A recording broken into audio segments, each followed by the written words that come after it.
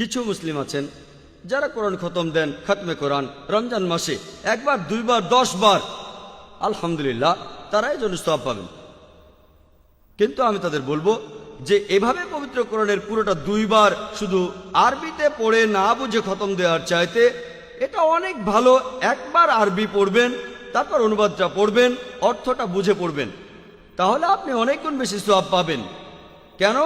কারণ আমাদের প্রিয় নবীজি বলেছেন, এটার উল্লেখ আছে ইবনে মাজাহ 16 নম্বর অধ্যায়ের 219 নম্বর হাদিসে, যে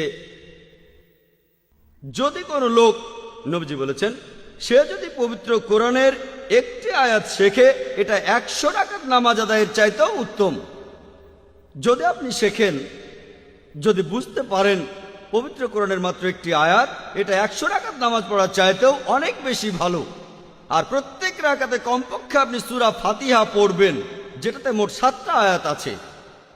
তাই 100 রাকাত নামাজে এখানে কমপক্ষে 700 আয়াত পড়বেন। তাহলে আপনি যদি কোরআনের একটি আয়াত শেখেন, আয়াতটা বোঝেন, সেটা 700টা আয়াত পড়ার চাইতেও ভালো। আমাদের প্রিয় নবীজি সে কথাই বলেছেন।